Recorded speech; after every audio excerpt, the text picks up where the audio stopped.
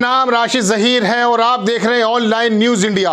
उत्तर प्रदेश से बहुत बड़ी खबर। आजम खान, आप जानते हैं पिछली सरकार के अंदर मंत्री थे और आजकल जेल में हैं और उनके बेटे को अभी फिलहाल जमानत मिली। उन्होंने सुप्रीम कोर्ट का दरवाजा खटखटाया है और कहा है कि सरकार का जो अभियोजन पक्ष है वो देर कर रहा है और उसके अंदर अटकाने की कोशिश कर रहा है। उनके केस को जल्द से जल्द उनको रिहा किया जाए ताकि वो उत्तर प्रदेश के चुनाव में प्रचार कर सकें। और आरोप लगाया प्रदेश सरकार पर कि वो इसके अंदर देर करने की कोशिश कर रही है।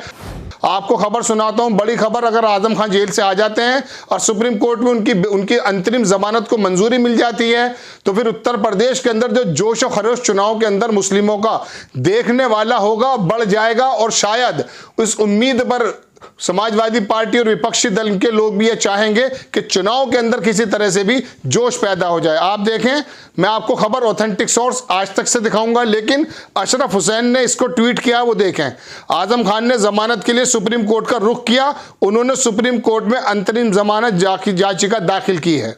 उन्होंने कहा कि यूपी कोर्ट्स में जमानत पर रिहाई के लिए 3 अलग अलग मामलों में अर्जियां लगा रखी हैं, लेकिन सरकार का अभियोजन विभाग उसमें जानबूझकर लापरवाही बरत रहा है। लोग इसके बारे में क्या क्या प्रतिक्रियाएं कर रहे हैं वो मैं आपको बाद में बताऊंगा, लेकिन पहले आज तक ने जो इसको छापा है वो आपको दिखाना चाहता हूं कि आज तक किस तरह से इसको लिखता है। वो देखें, आज तक ने लिखा है इसके अपने यूपी इलेक्शन, आजम खान ने सुप्रीम कोर्ट में लगाई जमानत की अर्जी, कहा सरकार बरत रही है लापरवाही। लगभग 23 महीने के बाद इनके बेटे जेल से आए हैं और आजम खान भी लगातार कई वर्षों से, लगभग वर्षों से ही जेल में हैं। अब आपको मैं बताता हूं, आजम खान ने अपनी मर्जी में सुप्रीम कोर्ट को बताया कि यूपी की कोर्ट्स में जमानत पर रिहाई के लिए 3 अलग अलग मामलों में अर्जियां लगा रखी हैं। मामले भी बहुत हैं, भैंस चोर हैं आपने ये चुरा लिया, आप बकरी चोर हैं। कोई मुकदमे तो ऐसे लगाते कि जैसे लगे थे पहले। आप जानते हैं किसकी मैं बात कर रहा हूं, चलिए। लेकिन सरकार का अभियोजन विभाग उसमें जानबूझकर लापरवाही बरत रहा है, ऐसा आरोप है आजम खान का। आगे लिखता है आज तक कि जेल में बंद समाजवादी पार्टी के नेता आजम खान ने सुप्रीम कोर्ट में अंतरिम जमानत पर रिहाई की अर्जी लगाई। आजम खान यूपी विधानसभा चुनाव में प्रचार करना चाहते हैं। आजम खान ने अपनी याचिका में कहा कि राज्य सरकार उनके खिलाफ दर्ज मुकदमों में अभियोजन प्रक्रिया को बिना मतलब के लटका रही है ताकि वो चुनाव प्रचार में हिस्सा ना ले सकें। परेशान करने का तरीका एक ही नहीं होता। आपको लगेगा कि लॉ एंड ऑर्डर से काम किया जा रहा है, लेकिन उसके अंदर जो पेचीदा पेच हैं उसको सरकार, उसका तंत्र कितना लंबा कर देता है ये हम आपको बताएंगे एक एग्जांपल देकर। पी चिदंबरम याद है आपको, कितने दिन जेल में रहे? 100 दिन से ज्यादा, 105 दिन लगभग, जो मेरा अंदाजा है। और जब गृह मंत्री थे इन्होंने अमित शाह को जेल पहुंचाया था, जानते हैं कितने दिन हुए थे? लगभग वो भी 100 दिन थे। तो 100 दिन से ज्यादा।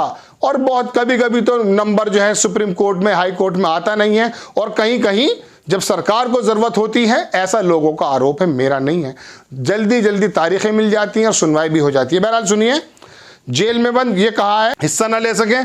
आजम खान ने अपनी अर्जी में सुप्रीम कोर्ट को बताया कि यूपी की कोर्ट्स में जमानत पर रिहाई के लिए 3 अलग अलग मामलों में अर्जियां लगी हैं, लेकिन सरकार का अभियोजन विभाग उसमें जानबूझकर लापरवाही बरत रहा है। उन्होंने आरोप लगाया कि सरकार नहीं चाहती कि वो किसी भी सूरत में चुनाव प्रचार के लिए जेल से बाहर आ जाएं।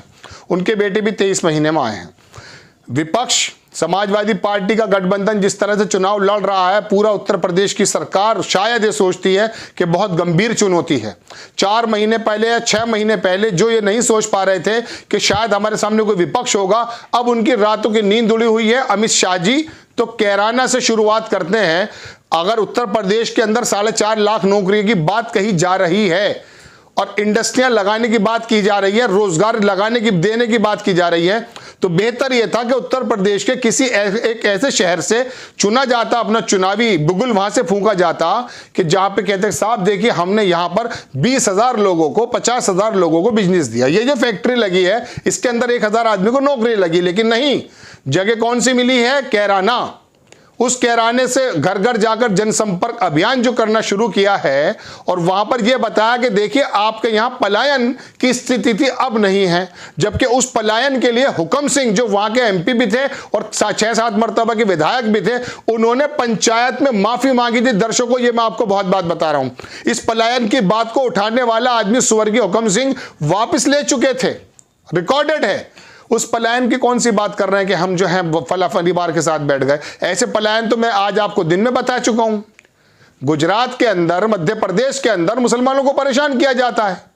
बदमाशी की वजह से अगर कुछ हो रहा था, लॉ एंड ऑर्डर की कमी थी, लेकिन ऐसा बताया गया कैराना को। और पूरे उत्तर प्रदेश के चुनाव का ध्रुवीकरण बदलने की जो कोशिश की जा रही है विपक्ष की तरफ से, तो जातिवाद की तरफ से, और सत्ता पक्ष जो चाहती है वो हिंदुत्ववादी संगठनों के माध्यम से, जैसा कि इलेक्शन के अंदर दिख रहा है, ऑथेंटिक सबूतों के साथ मैं आपसे कह रहा हूं, वो हिंदुत्व के ऊपर चुनाव लड़ना चाहती है। आप होर्डिंग्स देख लीजिए उत्तर प्रदेश सरकार के बताते हैं कि ये देखिए आपको टोपी वाला चाहिए, ये चाहिए, वो चाहिए। ये तमाम चीजें हैं। केशव प्रसाद मौर्य साहब बता चुके हैं जालीदार टोपी वाला कौन होता है।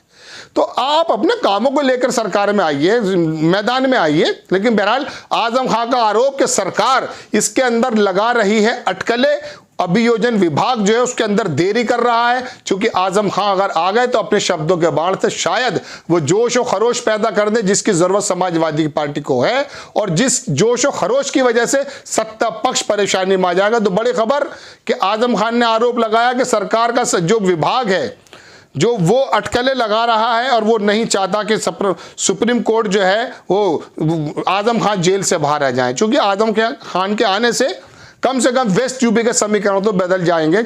अगर सुप्रीम कोर्ट में उनको अंतरिम जमानत देती गई तो लगता ऐसा है कि समाजवादी पार्टी और विपक्षी खेमे के अंदर एक जोश आ जाएगा। जैसा कि मैं आज से तीसरी बार कह रहा हूं, बहुत बड़ा फैक्टर है, बहुत बड़ा कदम है। और आरोप आजम खान ये लगा रहे हैं कि शायद मुझे इसीलिए रोका जा रहा है, मुझे जमानत नहीं दी जा रही, क्योंकि अभियोजन पक्ष उनको बराबर लटका रहा है। अब मैं आपको दर्शकों को एक बात और बताता हूं, ऐसा नहीं होता कि सारे काम लॉ एंड ऑर्डर के मुताबिक ही होते हैं। लॉ एंड ऑर्डर को किस तरह से इंप्लीमेंट किया जाता है उसका भी एक बहुत बड़ा दखल होता है। मायावती जी की जो गवर्नमेंट थी उसके अंदर लॉ एंड ऑर्डर को सब लोग अच्छा इसलिए बताते क्योंकि उनके इंप्लीमेंट करने का तरीका बहुत आला और बहुत शानदार था। और वहीं दूसरी सरकारों के ऊपर आरोप लगता है कि कानून तो वही था, संविधान तो वही था, पुलिस तो वही थी, प्रशासनिक तंत्र भी वही था।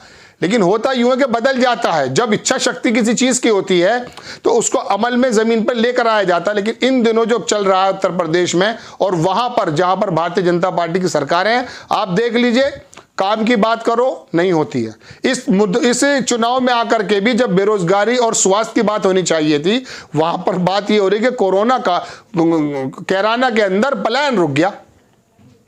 मुजफ्फरनगर में भी पलायन था, फिल्म बन चुकी है मुजफ्फरनगर के ऊपर। चूंकि वहां पर बदमाशी या गुंडागर्दी ज्यादा थी, बिजनेस एलीट क्लास वहां नहीं रहती थी। बहुत सारी जगह उत्तर प्रदेश के अंदर ऐसी है, बिहार भी ऐसे ही था, महाराष्ट्र के अंदर भी बहुत ज्यादा अंडरवर्ल्ड हुआ करता था। खैर, बहरहाल कहने का मतलब यह है कि ये सरकारों की इच्छा के ऊपर बात है। बड़ी खबर, आजम खान ने लगाई है अपनी अर्जी। अगर उनको अंतरिम बेल मिल जाती है तो चुनाव के अंदर वो ट्विस्ट आ सकता है जो शायद समाजवादी पार्टी चाहती है। आपको खबर कैसी लगी अपनी राय कमेंट्स बॉक्स में जरूर दीजिए। चैनल को सब्सक्राइब कीजिए, शेयर कीजिए। नेक्स्ट टाइम कीजिए खबर के साथ आता हूं। जय हिंद। चैनल को सब्सक्राइब करें और घंटी जरूर दबाएं।